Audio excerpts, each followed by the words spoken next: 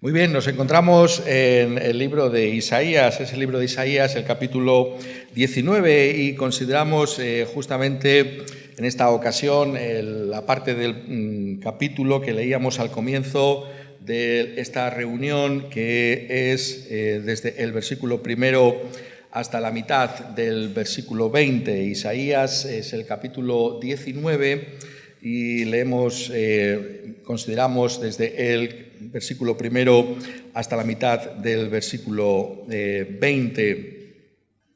Cuando venimos a la presencia del Señor por medio de su palabra, siempre somos sorprendidos. El Dios de la Escritura no se puede encasillar. El Dios que se ha revelado en su propia palabra es un Dios sorprendente. Y esto lo encontramos constantemente cuando miramos la Escritura. Ahora bien, hay veces que este Dios es sorprendente para unas generaciones y es sorprendente en otras áreas para otras generaciones. No siempre los seres humanos se han sorprendido acerca de Dios por algo que Él ha revelado en su palabra en la misma época. Y esto es justamente lo que encontramos aquí en este pasaje. Encontramos las sorpresas de Dios, sorpresas de Dios entonces, pero también sorpresas de Dios hoy. ¿Cómo es Dios? La manera en que Dios se revela a nosotros tantas veces nos llena de estupor, nos llena de asombro. Este es el Dios que tenemos, pero otras generaciones también se han llenado de sorpresa cuando han considerado el carácter de Dios. Y aquí estamos en esa parte del profeta Isaías que caracteriza a los profetas del Antiguo Testamento, en las que hacen ver que esa soberanía de Dios, este Dios que ha creado los cielos y la tierra, tiene por tanto derecho sobre todas las naciones de la tierra. Este no es solamente el Dios de Judá, este no es solamente el Dios de una parte insignificante de la tierra, sino que todas las naciones están sometidas al señorío de Dios. No hay ninguna nación de la tierra que no tenga que responder a Dios.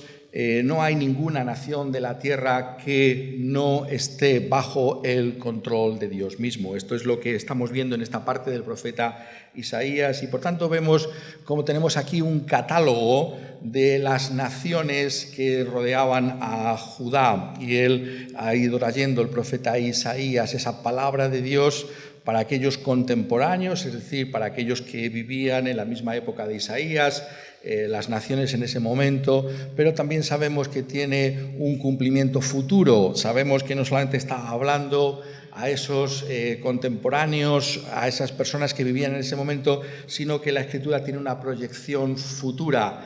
Es otra de las cosas extraordinarias de la palabra de Dios, que tiene un mensaje relevante para todas las generaciones, porque nos está hablando no solamente de algo concreto que pasó entonces, sino también lo que Dios anuncia con respecto al futuro. Y aquí encontramos una de esas grandes naciones de la Biblia. ¿Quién al leer la Biblia no ha leído acerca de Egipto? Egipto tiene que ver de una manera muy íntima, está relacionado de una manera muy íntima con el pueblo de Dios, con Israel y con Judá. Todos hemos leído, incluso sabemos, sin conocer mucho la Escritura, cómo el pueblo de Dios fue esclavo en Egipto durante 430 años y cómo fueron sacados de Egipto por el brazo poderoso de Jehová. Esto forma parte de la misma identidad del pueblo de Dios. Cuando está hablando de Egipto, realmente está hablando de algo que les toca muy de cerca. ¿Va a hablar de Egipto el profeta Isaías? Pues entonces vamos a aguzar nuestros oídos, porque realmente Egipto es algo que tiene mucho que ver con nosotros. Nuestra historia, nuestra identidad, precisamente ha sido construida por Jehová como el pueblo que fue sacado de Egipto. Y por tanto, lo que Dios tenga que decir a través del profeta Isaías sobre Egipto es algo que nos concierne de una manera muy particular. Y aquí tenemos esta carga. La palabra profecía es esa carga, es como una carga, ¿no?, que tiene el profeta. Lo digo porque no me queda otro remedio que decirlo. Es decir, Dios es el que ha puesto en mí el que hable estas cosas, ¿no? Es lo que significa la palabra profecía, la carga de Dios sobre los hombros del profeta. Esto es lo que se tiene que decir porque Dios ha hablado y quien no va a hablar si Dios te mueve. Y todo dice profecía sobre Egipto y nos habla en primer lugar aquí en la primera parte del capítulo 19 y de cómo Dios entra en Egipto. He aquí que Jehová monta sobre una ligera nube y entrará en Egipto. Dios viene a Egipto. No es que Dios no esté en cualquier sitio, sabemos que Dios está en todas partes, pero es la manera que tiene el profeta de mostrar que va a traer algo sobre Egipto. ¿Qué es lo que trae en ese momento Dios sobre Egipto? Va a traer el juicio de Dios sobre Egipto. En esta lectura que hemos realizado hemos estado viendo cómo Dios trae su juicio sobre Egipto. Temblarán en primer lugar los ídolos de Egipto y desfallecerá el corazón de los egipcios dentro de ellos. Esos ídolos en los que ellos confiaban no van a poder hacer nada para prevenir el castigo de Dios sobre ellos. Es muy interesante como esa primera referencia ahí al juicio de Dios sobre Egipto tiene que ver con los dioses falsos, las imágenes que no representan nada de los egipcios, y cómo en el capítulo 12 del Éxodo, la salida de Egipto, cuando se nos habla de la conclusión de ese juicio de Dios que representó las plagas y la muerte de los primogénitos, pero al mismo tiempo, notadlo, la salvación de su pueblo. La otra cara de la moneda del juicio fue la salvación de Israel, que pudieron salir de Israel. Se nos dice en Éxodo 12:12, pues yo pasaré aquella noche por la tierra de Egipto y heriré a todo primogénito en la tierra de Egipto, así de los hombres como de las bestias, y ejecutaré mis juicios en todos los dioses de Egipto. Yo, Jehová. Juicio de Dios finalmente es sobre los dioses falsos de Egipto, sobre su idolatría, sobre esa desviación del auténtico conocimiento de Dios que son los ídolos de las naciones. Y cuando hablamos del juicio, la idea que tenemos es muchas veces, incluso tantos de nosotros, ¿no?, que conocemos la Escritura bien, de algo que siempre está por venir, ¿no?, ese juicio final, ¿no? Cuando se habla del juicio, bueno, pero el juicio será algo que venga, ¿no?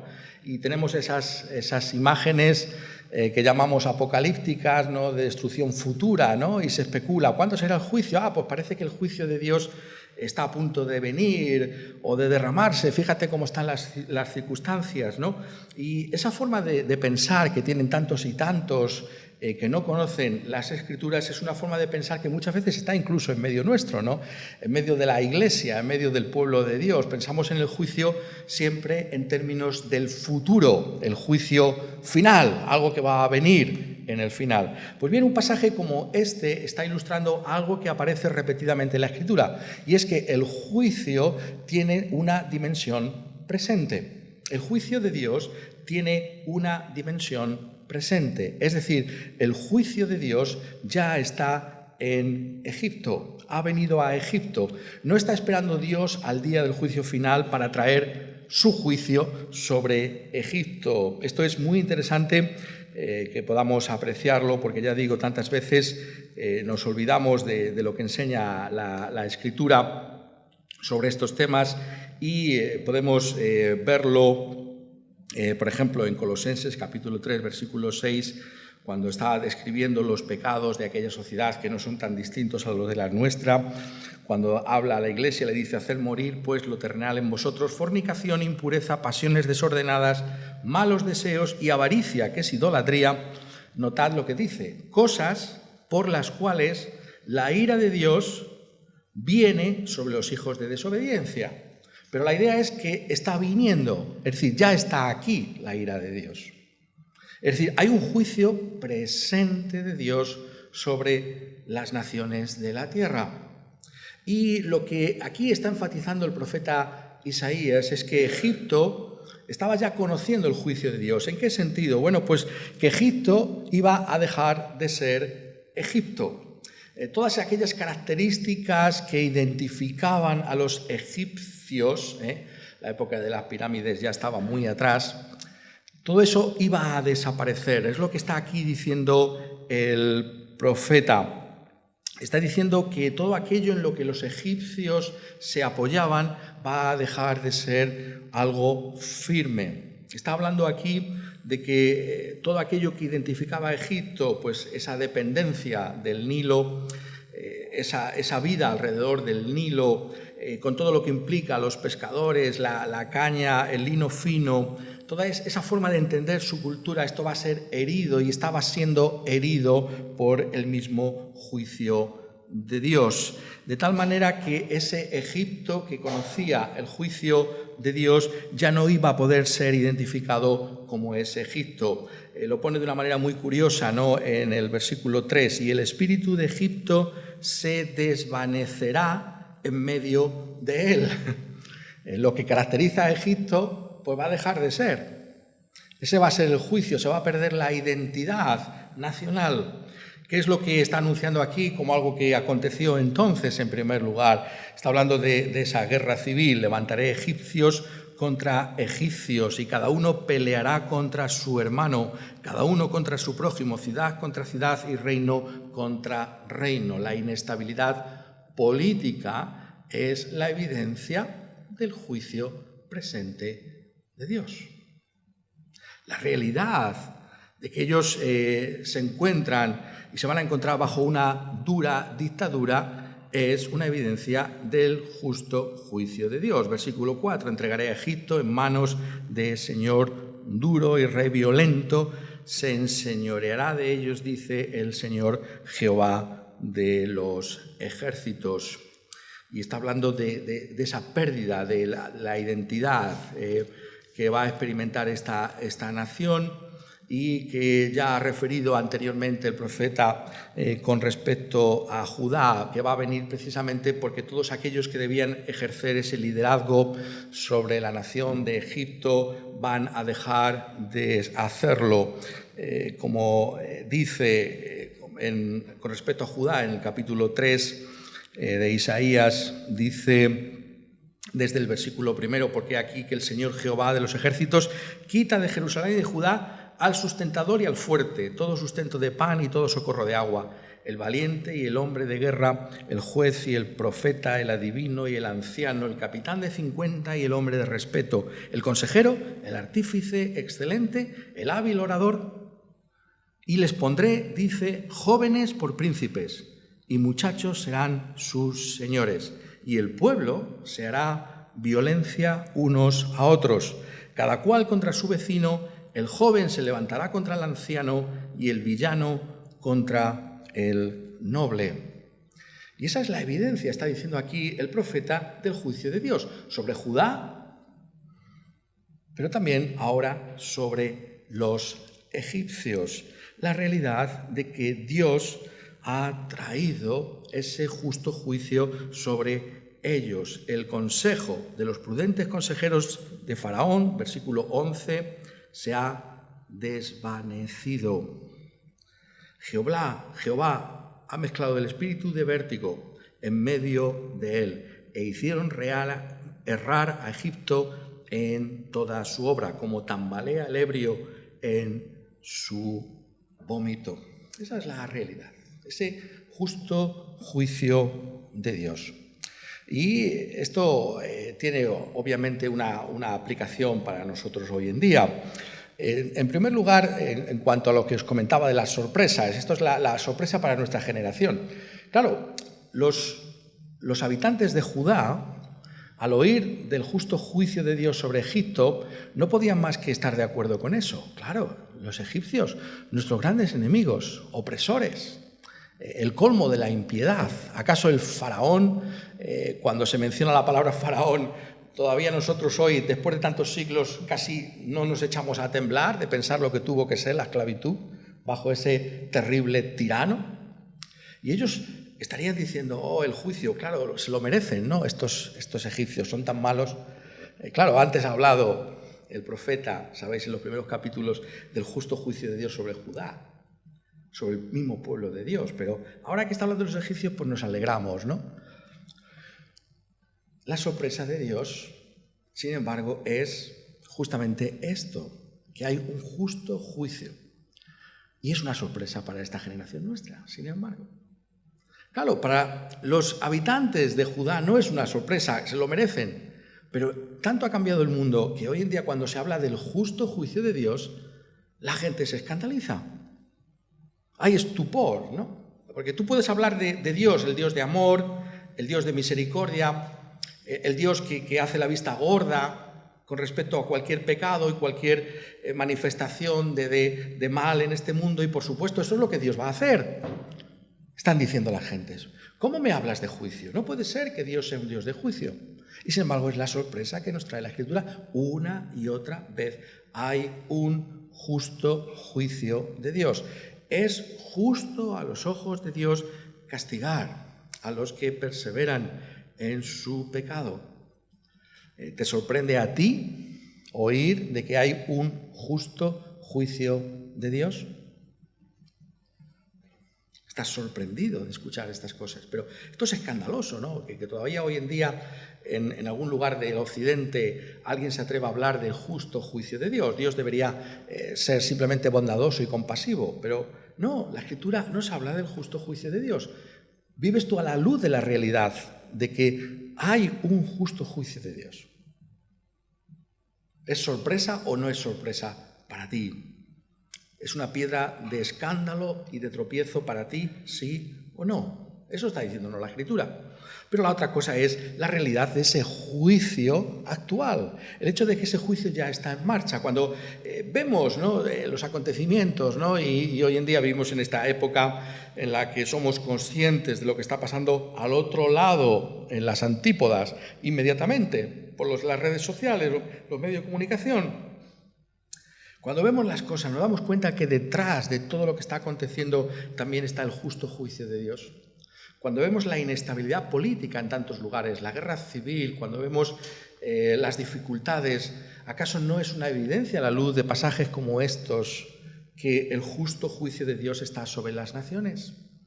Es un juicio parcial, ciertamente, no es el juicio final, ciertamente, pero es una manifestación del desagrado de Dios sobre nuestra propia maldad. El hecho de que Dios permita las cosas que están pasando, están hablando de ese furor justo de Dios contra el pecado del ser humano. Leemos los acontecimientos a nuestro lado, a la luz de las Escrituras, con las lentes, con las gafas que nos permiten ver las cosas desde otro punto de vista a la gente que no conoce la Escritura. A eso somos llamados.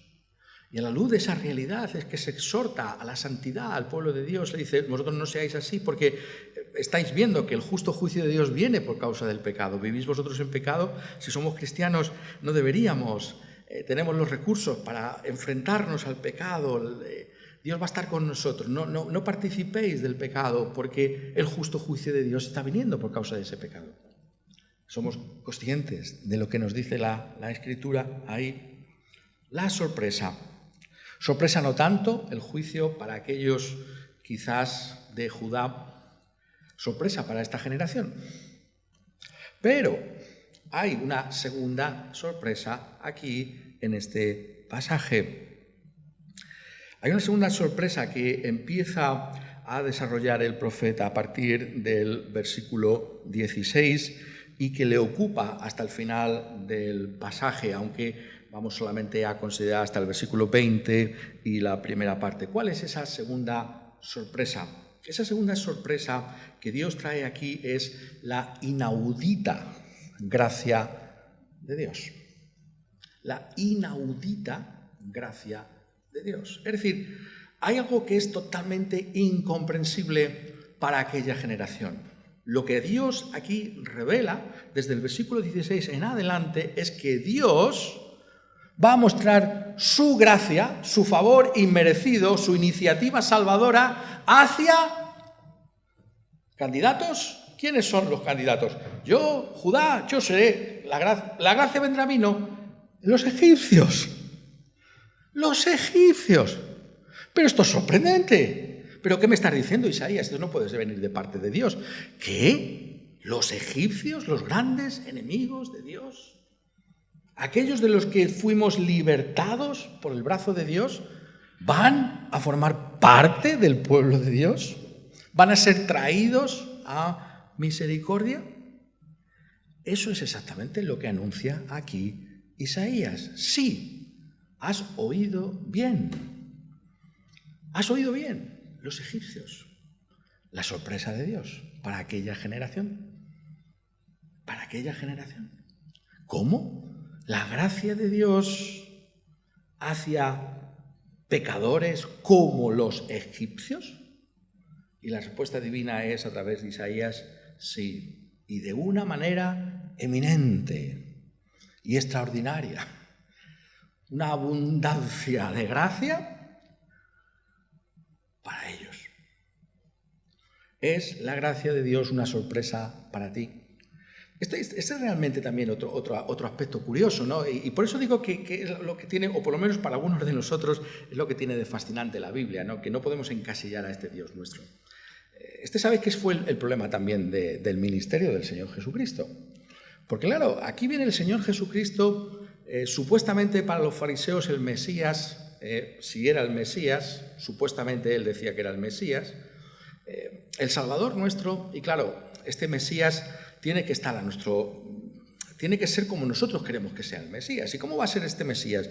Pues este Mesías tiene que ser un Mesías que nos favorezca a nosotros, los fariseos, los religiosos, las personas más religiosas que han existido jamás y que jamás han pisado la tierra. Estos son los que van a recibir el favor de Dios. Esa es la mentalidad de los contemporáneos de Jesús. Pero cuando Jesús dice que Él ha venido a llamar a los pecadores al arrepentimiento, que aquellos que están despreciados por todos los religiosos son los primeros que entrarán en el reino de los cielos, los pecadores, denostados, entonces os rompe todos los esquemas de los contemporáneos de Jesús.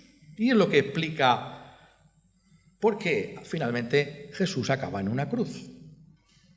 Porque esto es escandaloso. ¿Cuál es el mensaje más escandaloso? La gracia de Dios, sí, que salva a los pecadores, pero ¿cómo puede ser? Pero aquí lo tenemos, Egipto. Pero ¿estoy oyendo bien lo que estás diciendo? Egipto, paradigma de esclavitud, de opresión, de tiranía, el faraón, todo lo que implica Egipto.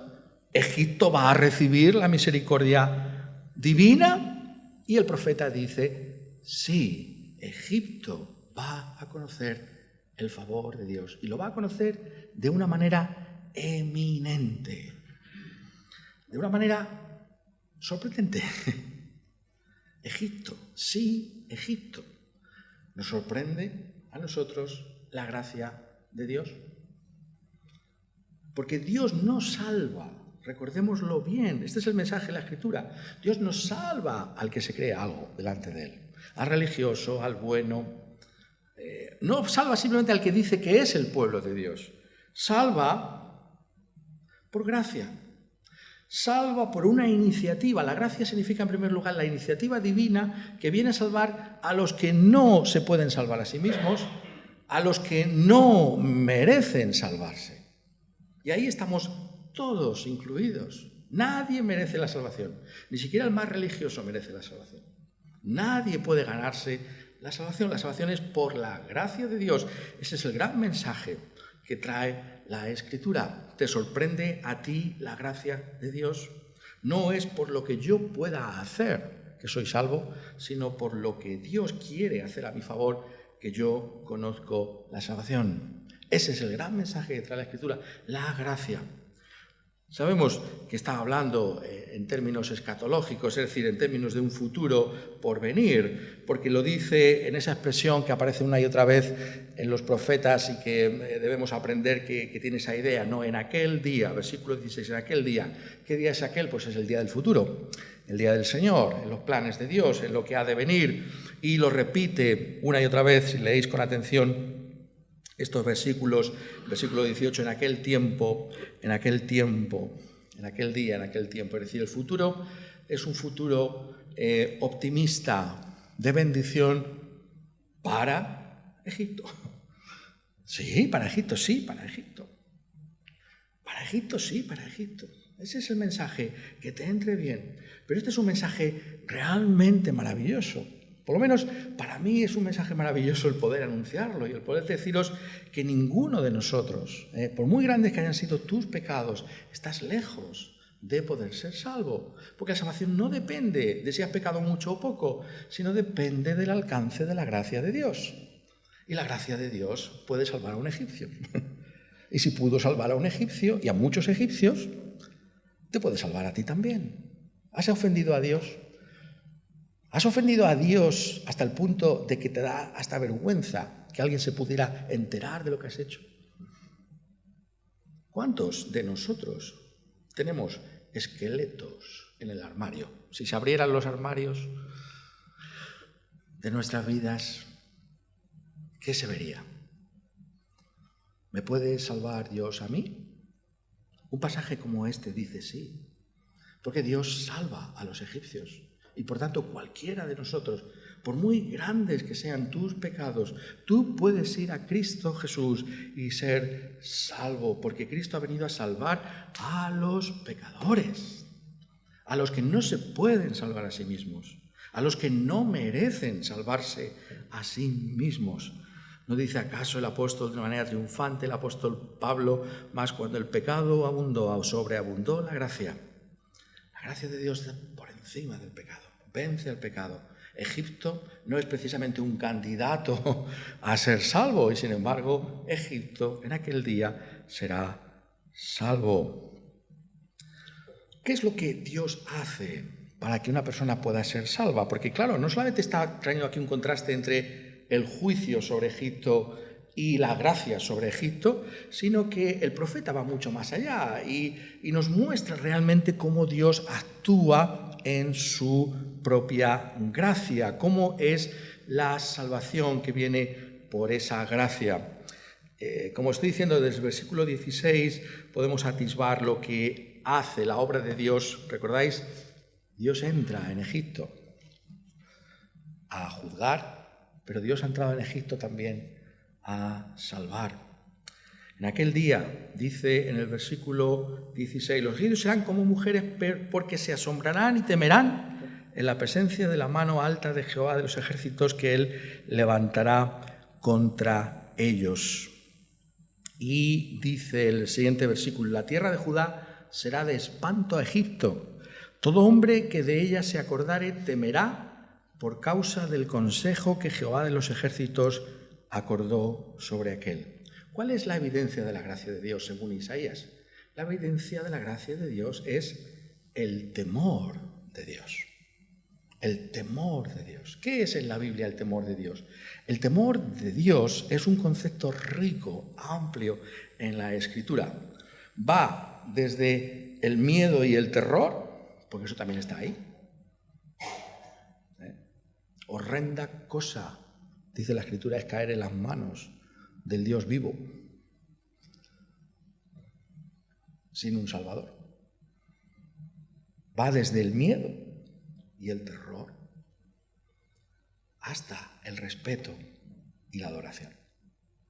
Es un concepto amplísimo, es un concepto troncal del Antiguo Testamento y del Nuevo Testamento. El temor de Dios es la evidencia de que Dios ha venido a mi vida. ¿Qué es el temor de Dios en cuanto a lo que a nosotros nos interesa aquí? Es realmente que los egipcios pasan de un estado de adoración a sus propios ídolos a tener en cuenta a Jehová, el Dios de Israel. Esto es una obra sobrenatural de Dios. Solo Dios lo puede hacer. Por eso cuando una persona teme a Dios, respeta a Dios, cuando una persona muestra en su vida que tiene consideración por la palabra de Dios y por los mandamientos de Dios, entonces tú tienes que concluir, ahí se ve a Dios. Es una obra sobrenatural de Dios. Los egipcios tenían sus ídolos. Los egipcios abandonan sus ídolos y a partir de ahora temen a Dios.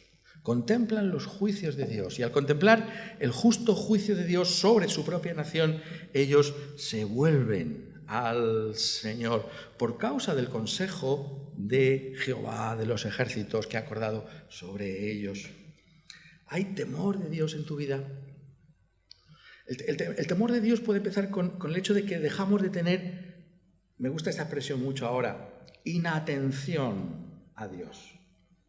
¿Cómo vive la gente? ¿Lo has pensado alguna vez? ¿Cómo vives tú quizás? Pasas las 24 horas del día y hay una inatención a Dios. El temor de Dios es que uno es consciente de que Dios está ahí y que tiene una responsabilidad con respecto a ese Dios. Ahí empieza. Como mínimo es esto. Es decir, yo no puedo vivir autónomamente, no puedo vivir independientemente de Él. Lo tengo que tener en consideración en mi vida, en la manera en que me comporto, en la manera en que proyecto mi futuro. Dios está presente. ¿Hay temor de Dios en ese sentido en tu vida? Porque si lo hay, es la evidencia. Es la evidencia de que Dios está en tu vida. Y eso es algo maravilloso, porque es la gracia. Porque tú y yo éramos egipcios. Eso está diciendo la Escritura. Nosotros estamos bajo el justo juicio de Dios. Y sin embargo, hemos conocido la gracia. Egipto, que está bajo el justo juicio de Dios, sin embargo, hay gente que pasa a conocer esa gracia.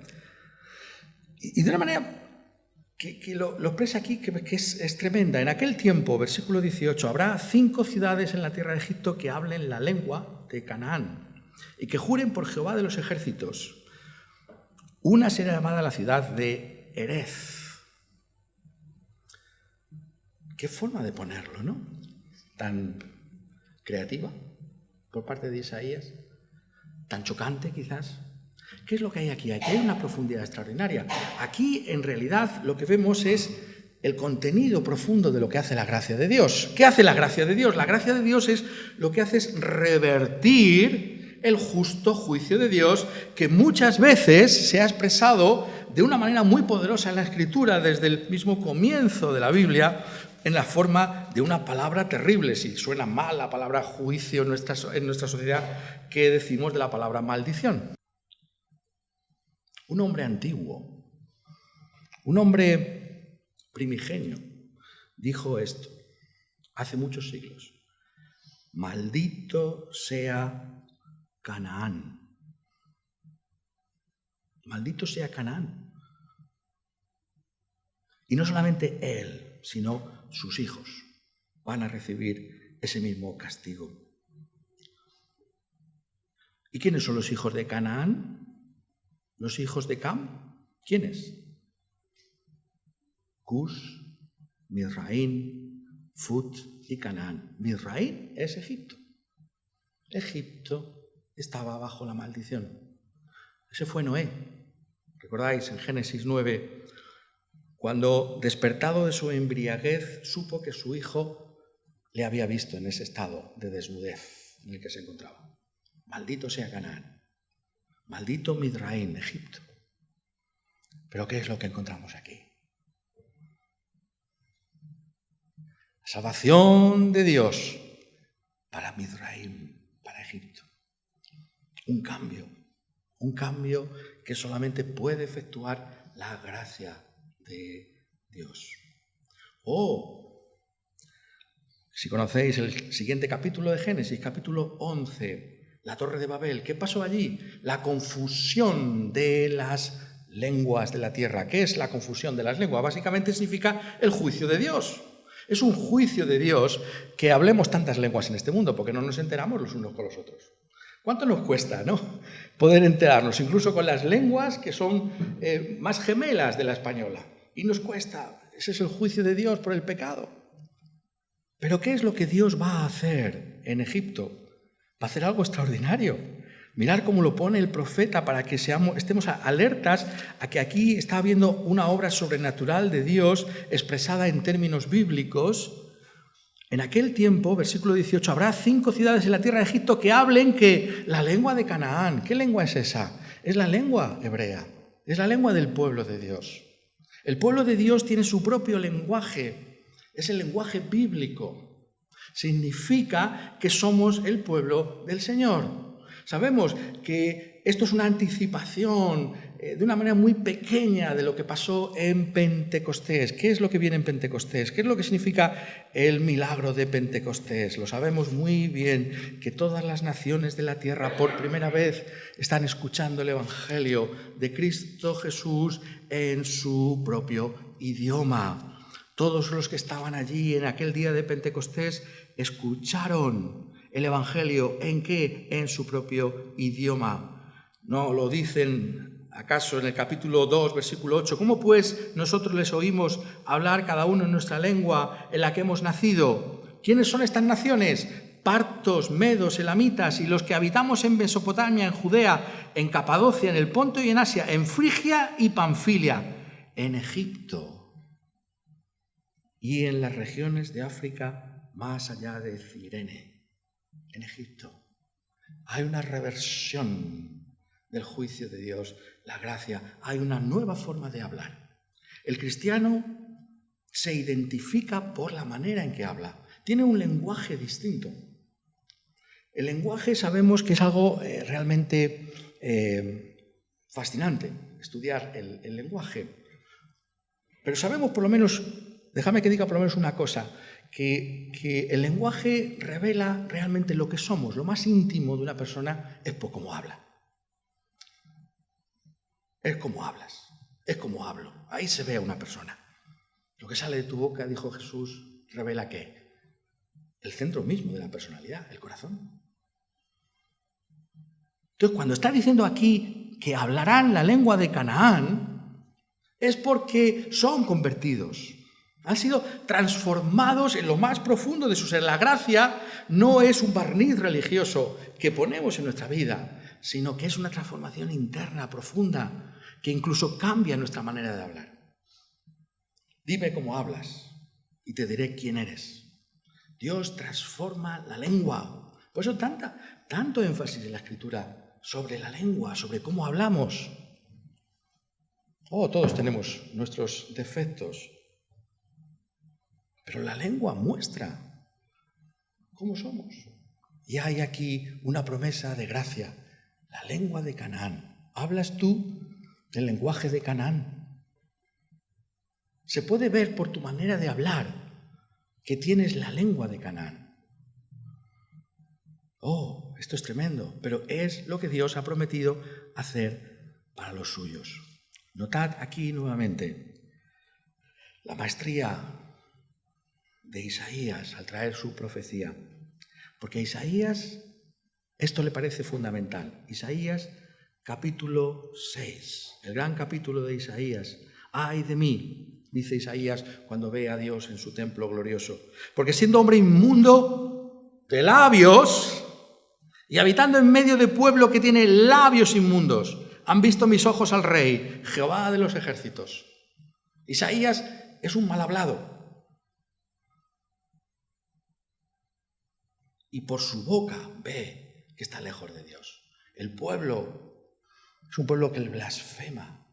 ¿Qué sale de nuestra boca? Esa es la realidad. Tus labios, tu palabra refleja dónde estamos. Pero ¿qué es lo que dice la Escritura? ¿Qué es lo que dice Isaías aquí en el capítulo 6 y en el capítulo 19 con respecto a Egipto?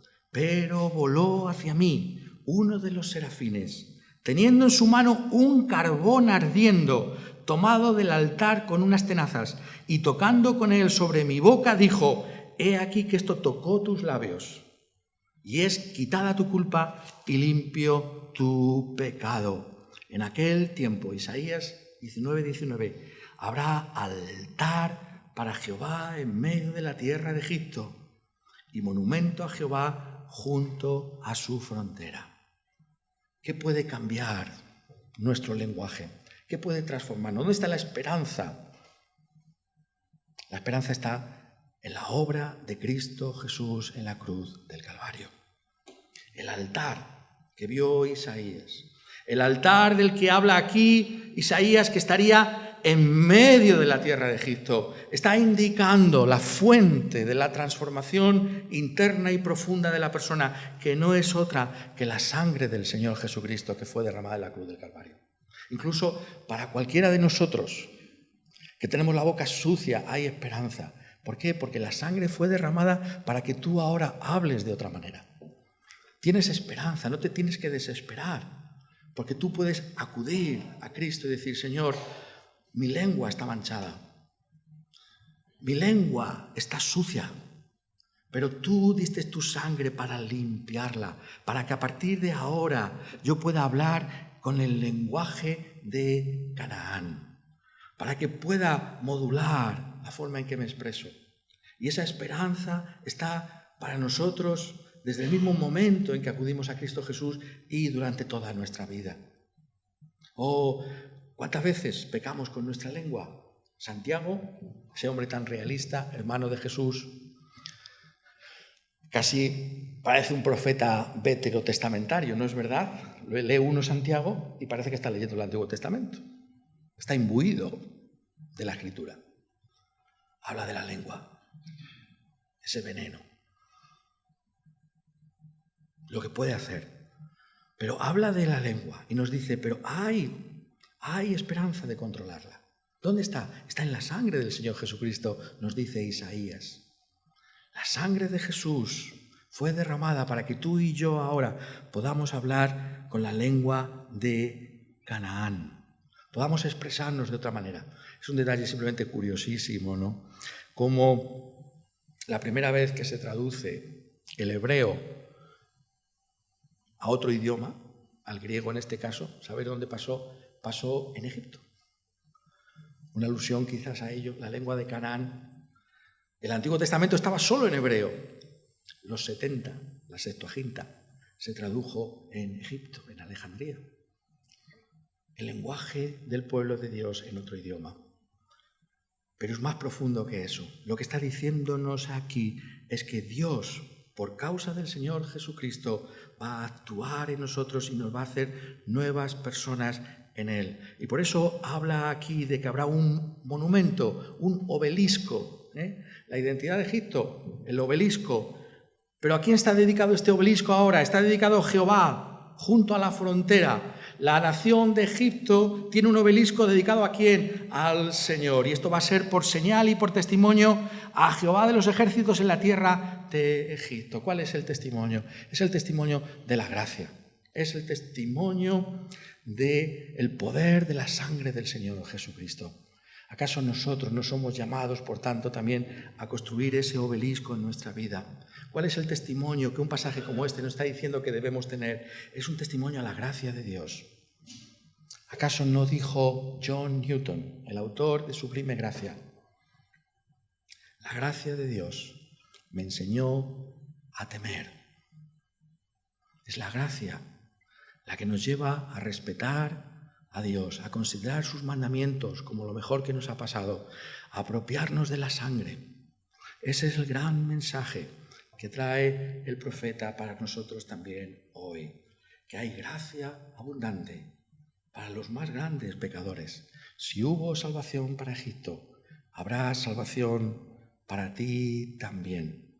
Estamos bajo el justo juicio de Dios, pero podemos conocer la gracia que solamente se encuentra acudiendo a Cristo Jesús, tal y como eres. Reconoce tu pecado, reconoce que estás lejos de Dios, reconoce que tus ídolos no te pueden salvar, reconoce tu lengua que está manchada por el pecado, pero acude a la sangre, acude a esa sangre, a ese altar donde nuestro pecado fue expiado una vez y para siempre por la obra de Cristo Jesús que Él realizó, para que nosotros ahora podamos conocer esa gracia que puede salvarnos. Quiera Él, por tanto, que nosotros, ante esta disyuntiva, podamos apreciar y abrazar la gracia. ¿Con qué te quedas? ¿Con la sorpresa del juicio o con la sorpresa de la gracia? ¿Juicio o gracia? Quiera Él que todos y cada uno de los que estamos aquí podamos decir: sí, somos egipcios, pero también nosotros, incluso como egipcios, por la gracia de Dios, somos salvos en Cristo. Que así sea. en todos nosotros. Amén.